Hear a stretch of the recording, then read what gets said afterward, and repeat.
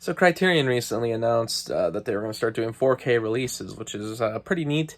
Like I've said before, I'm not a big 4K collector. I've mostly been sticking to Blu-ray. I don't even have a 4K player, but I plan to get a PS5 eventually with the disc drive, and then, from my understanding, I can use it to watch 4K discs. But it's not something I'm really jumping on at the moment. A lot of movies that I own on Blu-ray are 4K scanned, but obviously there can still be a better way to view it with the 4K disc, but I just don't see the point quite yet because, the special features can only fit on the Blu-ray disc still. Most special features haven't, there's not really much new on these 4K releases. In cases where there have been 4K releases with new special features, I have been thinking about getting them. In some cases, I think I have too, but I can't even think of the ones on my shelf that are 4K or not. So I have a couple 4K discs just because of that, but for the most part, not really worried. Criterion announced they were doing 4K discs, and in the case of one of them, they're doing Citizen Kane. And it sounds like there's going to be 3 Blu-ray discs, if I read it correctly. I don't know if that includes the 4K disc or not, but basically a lot of special features. I actually have the Warner Brothers set from the 70th anniversary, but this year is the 80th. So Criterion got the rights to release it, which makes sense. It was actually the first film ever released in the Criterion collection on a Laserdisc. It was originally Spine number 1, but then Laserdisc actually did a reset of all the Spine numbers once they got to DVDs. So Criterion never released Citizen Kane on DVD. It was always just a Laserdisc release. But I was kind of surprised that Criterion got the rights to it again. Sometimes I kind of wonder if that's done because possibly the movie, like I always think they're probably maybe middle tier sellers for the studios that own the rights to them.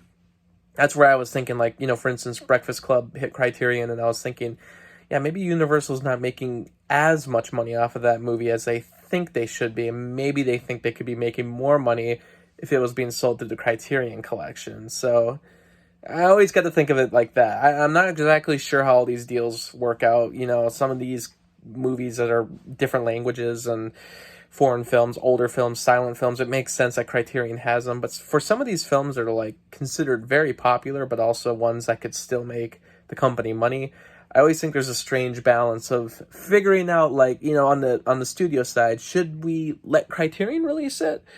Will we make more money that way? Can they give us more money just as a flat fee that we can make more money off of versus trying to sell physical media of this, or especially trying to do streaming of this? I don't know.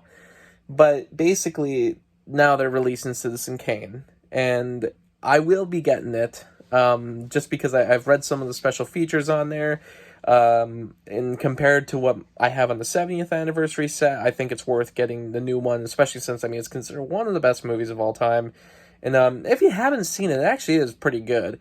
I feel like there was like a joke surrounding it, like, it's great, but it's kind of boring, it's kind of old. But I didn't really think so. I actually thought it kind of had the same kind of quality as like Casablanca has, where it's still very entertaining and enjoyable even today. Besides all the filmmaking qualities and all the script writing qualities, acting qualities, the movie itself is entertaining. I feel like that with Casablanca. There's many reasons as a film lover to watch it, but just as general entertainment for the general audience, I think it can still work. And I think Citizen Kane's kind of the same way.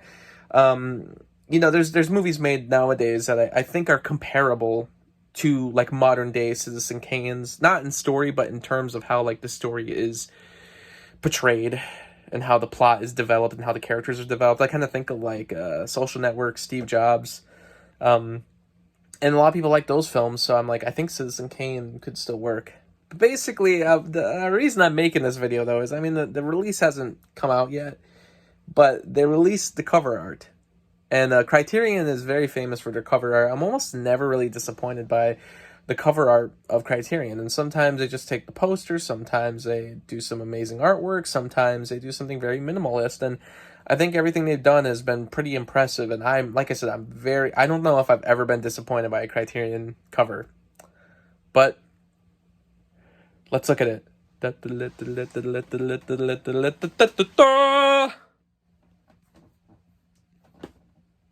It's a K.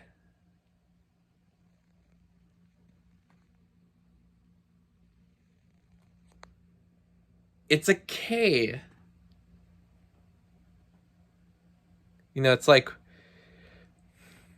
like people say it's lazy if you respond to a text and just say K. People take offense by that.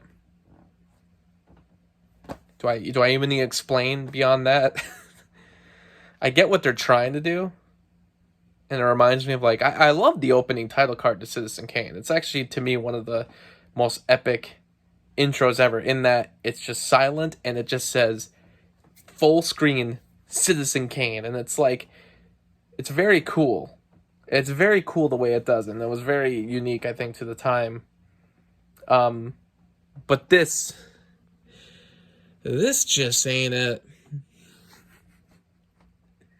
I mean, the one that I have is like it's kind of cool. It's like a puzzle on the front of it, and it has the words Citizen Kane, which is kind of simple, but it's neat. And then like there's another cover where it's like Orson Welles standing and like and doing this sort of 3D effect.